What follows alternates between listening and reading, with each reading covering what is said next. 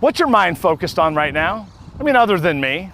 When you woke up this morning, rolled over and hit snooze for the third time, what was your mind focused on?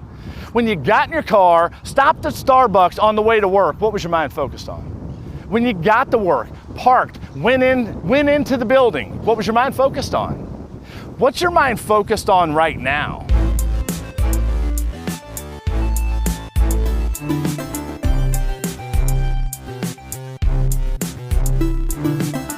Hi, I'm Tim Kintz, and let me tell you, what you focus on is powerful.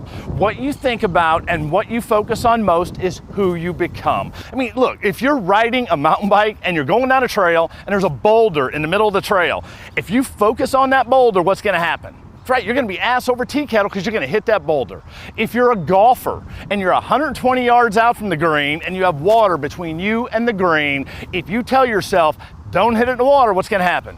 Aren't you gonna chili dip it right in the water? You know, it's no different than years ago when I was playing college baseball. Let me tell you about focus, or the lack of focus. I played college baseball and I was a pitcher. And I remember my third year in college, I was a starting pitcher on the team, and I somehow would lose focus during the game. You know, we'd be winning a game, I don't know, 5-1, 5-2. I'd go out in the 5th or 6th inning, and I would lose focus. I would focus on not losing instead of focusing on winning. And next thing you know, I'd be coming out of the game and we'd be losing 6-5. And I always remember my coach, Larry Smith, taking me down the left field line, putting his arm over my shoulder and saying, look, Tim, you forgot how to win. You're focusing on the wrong thing. So I'm taking you out of starting lineup. And I always remember that. You know, I was 20 years old. When your coach tells you you're not gonna be in the starting lineup anymore, look, your first instinct is, what are you talking about, man? You're wrong, I should be a starter.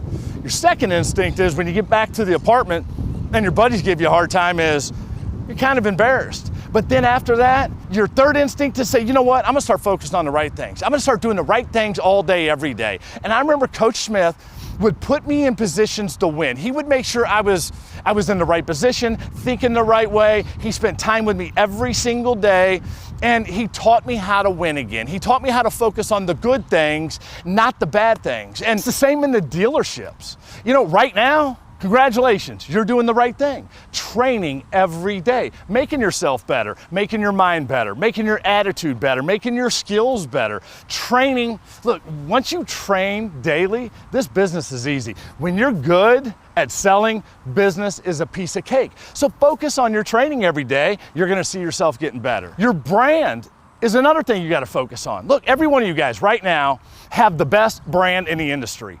I mean, you have to believe it. That's why you're there, right? And isn't it our job to convince the customer when they come into the dealership that this is the brand, this is the product they have to have? And you have to believe it's the best product in the world. Look, we all know the old saying, the feel of the wheel seals the deal. You demo the customers in your car, you know that customer's gonna buy that car from you. You need to believe you have the best product in the world, because you know what? You do. And you know, we need to focus on our customers.